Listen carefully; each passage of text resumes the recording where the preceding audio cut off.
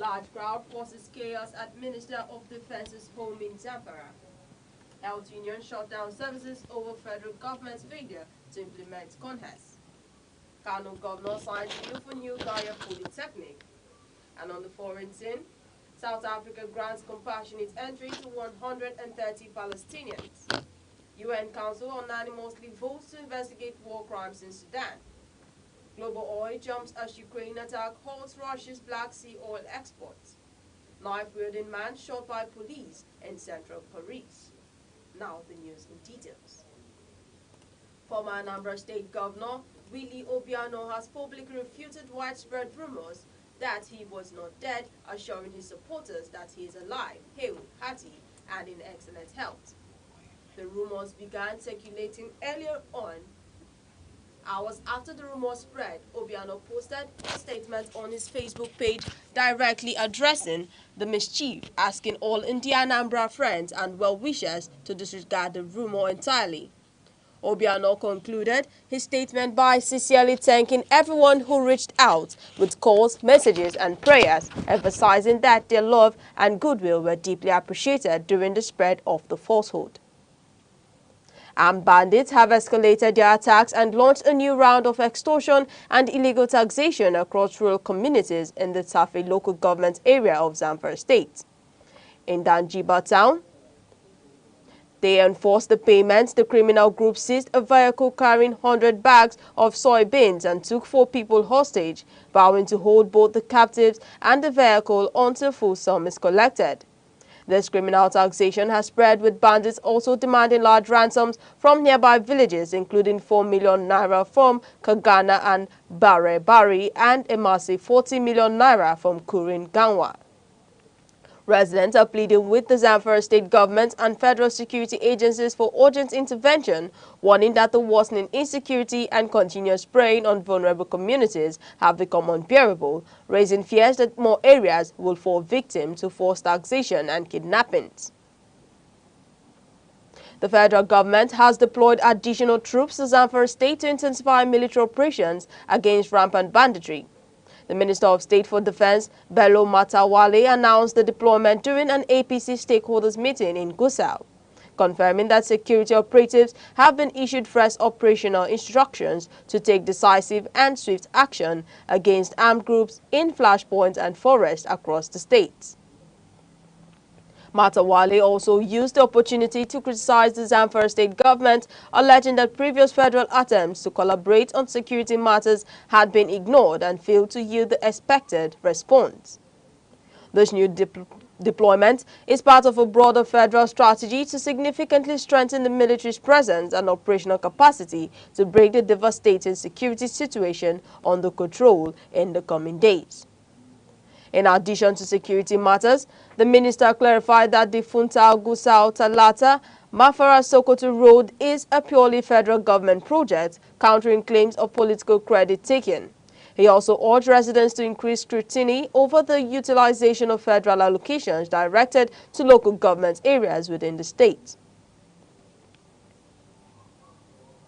A stampede occurred at the Gusau residence of the Minister of Defense Alhaji Bello Matawale on Thursday evening, resulting in 1 death and 6 injuries. The incident happened around 7:30 p.m. when a large crowd gathered to welcome the minister, leading to a chaotic situation. The deceased was identified as 23-year-old Khalifa Uzairu, who was pronounced dead upon arrival at Farida General Hospital. 6 other victims, including Ayuba Sani and Muhammadu Adams, were also taken to the hospital for treatment and are reported to be in stable condition. Security personnel were immediately deployed to restore order at the scene. Authorities have initiated an investigation to determine the cause of the stampede and urge the public to exercise caution and cooperate with security measures to prevent similar tragedies during future public events. Health unions under the umbrella of the Joint Health Sector Unions and the Assembly of Healthcare Professional Association have declared an indefinite nationwide strike to set or begin on Saturday, November 15, 2025. The action is a response to the federal government's persistent failure to implement the Adjusted Consolidated Health Salary Structure (CONHES) and address critical welfare and systematic issue affecting non-physician health workers. JHESU National Chairman, Comrade Kabiru Minjiber, stated that the long delay in implementing the high-level body committee's report on adjusted CONHES, submitted in 2022. Doctors, NAD, is currently also an indefinite strike over their own demands, including unpaid hazard allowance and poor working condition. JHESU represents numerous key unions, including the Medical Health Workers Union of Nigeria and the Nigerian Union of Allied Health Professionals.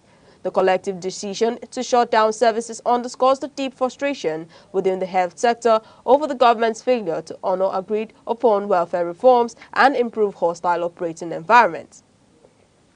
Kano State Governor Abba Kabir Yusuf officially signed a bill on Friday establishing the Gaya Polytechnic, a move aimed at expanding access to tertiary education and technical skills training for youth in the state. The signing ceremony took place at the Government House in Kano with the Speaker and Deputy Speaker of the House of Assembly in attendance. The new institution follows a recommendation by a 14-member committee tasked with overseeing its establishment. Once operational, the Polytechnic is expected to provide essential vocational and technical training, contributing directly to local job creation and socio-economic developments within Gaya and its surrounding areas. Officials highlight this action as a core part of the state government's plan to strengthen its overall educational infrastructure and support human capital development across Kano State. This news broadcast is coming to you live from Aneke TV. Remember, you can stay connected with us on social media platforms, Facebook, X, Instagram, TikTok, and YouTube, all at Aneke TV. Now a quick recap of the major stories making the news. Health unions shut down services over FG's failure to implement CONHES. Federal government deploys more troops to intensify anti-banditry operations. Former Anambra State Governor debunks death rumors in public statements. And coming up shortly, South Africa grants compassionate entry to 130 Palestinians. UN Council unanimously votes to investigate war crimes in Sudan. Global oil jumps as Ukraine attacks halts Russia's Black Sea oil exports. Knife-wielding man shot by police in central Paris. We'll be right back. The Insight with Uche Osai. Having the political will to confront whatever is the challenges. Igbo man wrestles with the tortoise that had a lot of ingenuity, a lot of ideas, and the tireless. It will take the bold mind of government in power to say, let there be electoral reform, no matter whose fault is God. I was there. We did everything. All of us came and supported him with our last blood. In-depth analysis, expert views, real voices. Uncover the stories shaping Nigeria today. Deep dive, honest, unfiltered, only on The Insight with Uche Osai on Aneke TV. Welcome back. Still on the news. South Africa granted entry to 130 Palestinians who arrived in Johannesburg without travel papers, despite initial denial of entry by border authorities. The group, which was part of a larger cohort of 153 arriving on a chartered flight from Kenya, was cleared for entry under a standard 90-day visa exemption after the humanitarian group Gifts of the Givers intervened to offer support. The nation's decision, affirmed by President Cyril Ramaphosa, was rooted in compassion and South Africa's long-standing support for Palestine. However, the Department of Home Affairs is launching a probe into accusation that an unregistered organization arranged the trip in an irregular and irresponsible manner, allegedly deceiving and charging the Palestinians money. The Palestinian embassy told the Interior Ministry the group was misled about their destination, with some only realizing they were coming to South Africa while in Kenya.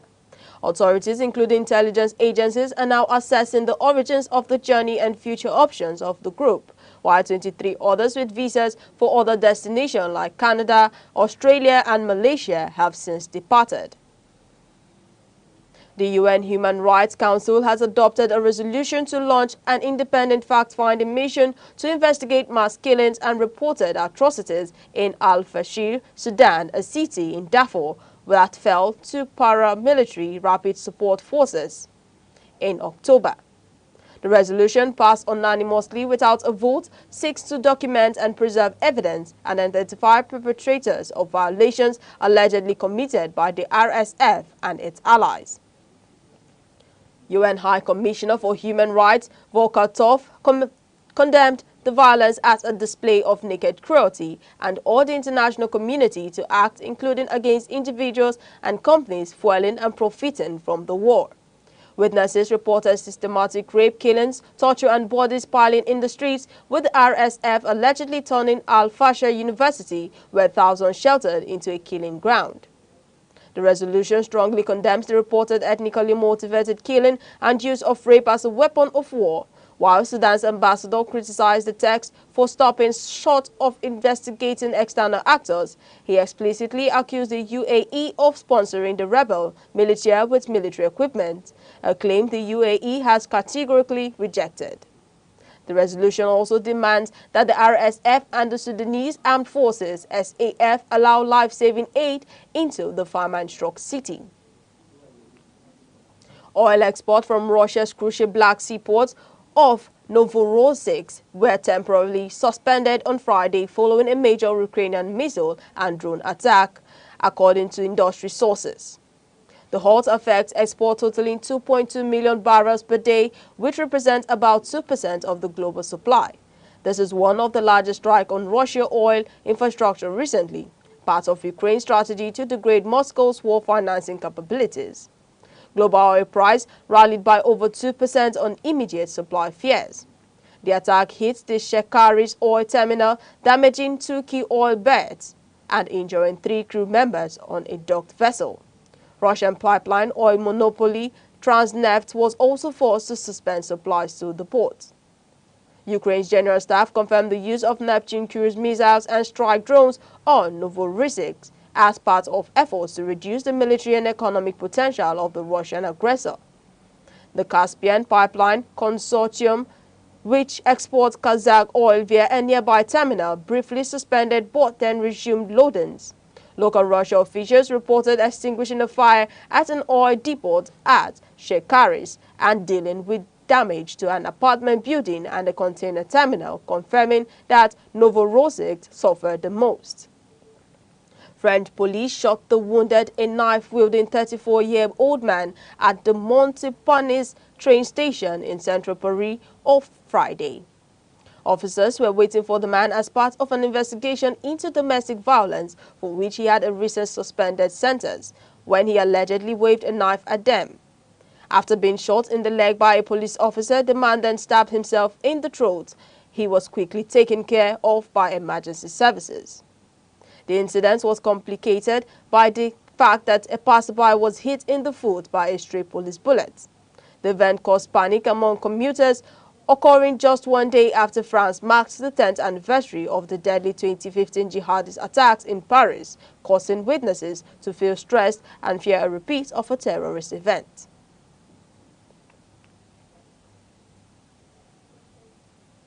And now to business news. The federal government of Nigeria has signed a concession agreement with Quant Energy to develop 2 key hydropower projects aimed at easing the nation's power crisis. The project includes 6 megawatts Ikere George hydropower project in Oyo State and the 2 MW Omikampe hydropower project in Kogi State. Minister of Power Adeboye Adelabu hailed the deal as a crucial step toward achieving a sustainable and affordable power supply, emphasizing the government's commitment to private sector-led growth in the Nigerian electricity supply industries. The hydropower plants are expected to deliver reliable electricity to surrounding communities, support agricultural and industrial zones, and catalyze rural economic transformation in both Oyo and Kogi states. Quant Energy Chairman Femi Adeyanju assured the government and Nigerians that the company would deliver on its commitment, promising that the projects will bring widespread benefits across the country. Also on business, the Premium Bread Makers Association of Nigeria, PBAN, is raising alarm, stating that over 40% of bakeries nationwide have been forced to shut down in the 4 years between the post-COVID-19 period and 2025. PBAN President Emmanuel Onora disclosed that the association's membership has plummeted from over 100,000 to less than 60,000. Attributing the crisis of rampant insecurity, harsh operating conditions, and escalating production costs. Honora warned that the sustained closure of these bakeries poses a direct threat to national food security, given bread status as a key Nigerian staple, and fears more businesses will fail without urgent government intervention. Insecurity is cited as a core problem, specifically in major agricultural regions, which is frustrating Nigerians' effort to achieve wheat backward integration. The country produces only 300,000 metric tons against an annual consumption of 5.1 million metric tons, a deficit that forces heavy reliance on imports and exposes bakers to volatile global prices and foreign exchange. Furthermore, insecurity and deplorable roads networks affect distribution, leading to frequent loss of goods and vehicles. Beyond security, bakers also face crippling costs from double-digit interest rates, high energy prices, unstable power supply, and multiple taxation. Despite the severe challenges, Honora commended President Bola Tinubu for recent policy relief measures, including lifting the 15% wheat import duty and removing the value-added tax on wheat and grains, which helped stabilize bread prices. PBAN held an exhibition and masterclass in Lagos to focus on improving members' productivity and finding pathways to profit, productivity, and growth amid the dwindling economy. Still on business, a major policy reversal, U.S. President Donald Trump has cut tariffs on over 200 food products, including staples like beef, coffee, bananas, and orange juice, which took effect retroactively on Thursday midnight. The move comes as consumer frustration over high grocery prices grows, a concern that has been linked to Democratic electoral victories across several states. While Trump had previously denied his sweeping import duties were fueling inflation, he admitted they may in some cases raise prices. The tariff exemption covers many items that have seen double-digit prices increases year over year, such as ground beef, up nearly 13%. The administration justified the exemptions, which include oranges, acai berries, and cocoa, by citing significant progress in securing more reciprocal trade deals and noting that some exempted items are not grown in the U.S. Furthermore, framework trade deals with Argentina, Ecuador, Guatemala, and El Salvador, once finalized, will eliminate tariffs on certain foods from those nations. Democrats, however, were quick to criticize the move, with Representative Richard Neal stating the administration was putting out a fire that they started and claiming it as progress. Trump also pronounced a future plan for a $2,000 payment to lower and middle-income Americans funded by tariff revenues. And now in sports. The National Sports Commission (NSC) has announced a 13-member local organizing committee (LOC) for the first ever West African Para Games Zones A and B. The games are scheduled to be hosted in Abeokuta, Ogun State from November 26 to December 4, 2025. This initiative aligns with President Bola Ahmed Tinubu's mandate known as the Renewed Hope Initiatives for Nigerian Sports Economy to establish Nigeria as a premier destination for international sporting events. The LOC, chosen in collaboration with the Paralympic Committee of Nigeria (PCN), is chaired by Achapo Victor and tasked with ensuring the successful execution of the competition. NSC Director General Bukola Olabade expressed optimism that the event will be another huge success story following commendations for other international events Nigeria has hosted this year. The other members of the committee who will work to ensure para-athletes from across the West African region enjoy the stay and the tournament include Babatunde Adeluola, Musa Mustafa, Michael Obasi, Joy Mayaki, and Suleiman Issa as the secretary, amongst others. And now to the world of entertainment. Nigerian actor Olarewaju Omiyinka, popularly known as Baba Ijesha, has been released from prison after the appeal court cleared him of alleged sexual assault charges. The actor regained his freedom on Friday, November 14, 2025, having spent over 3 years in custody. Baba Ijesha was originally sentenced to 16 years imprisonment on July 14, 2022 by the Lagos State High Court for sexually assaulting a 14-year-old girl. Fellow actor Yomi Fabi announced the release on Instagram, expressing joy and relief that Baba Ijesha was officially free and out, and asserting that the appeal court cleared him of the key charge, calling the previous allegations a charade. And finally, before we go, here's a recap of our top stories. Health Union shuts down services over FG's failure to implement CONHES. Federal government deploys more troops to intensify anti-banditry operations. Global oil jumps as Ukraine attack halts Russia Black Sea oil exports. That's the Aneke TV news. For more news and live updates, follow us across all social media platforms: Facebook, X, Instagram, TikTok, and YouTube, all at Aneke TV. On behalf of the producer, Chidima Sogwa, and the entire news team, I'm Deborah Wakaba. Thank you for watching.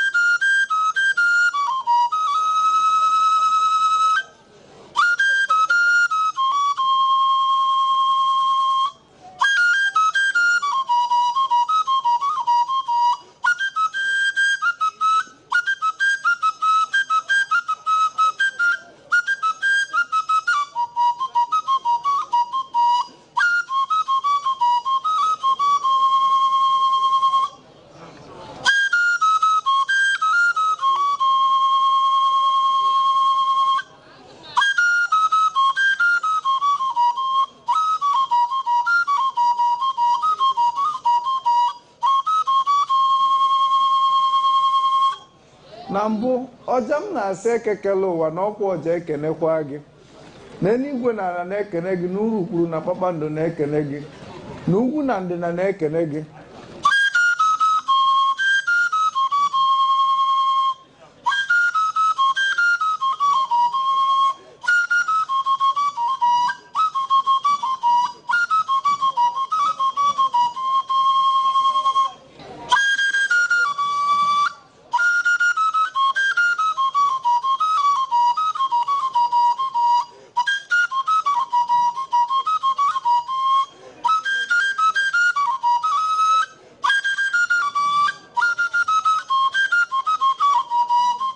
maka ka onye si eme ka ekwe si akpụ ya ka onye si eme ka ọja si akpụ ya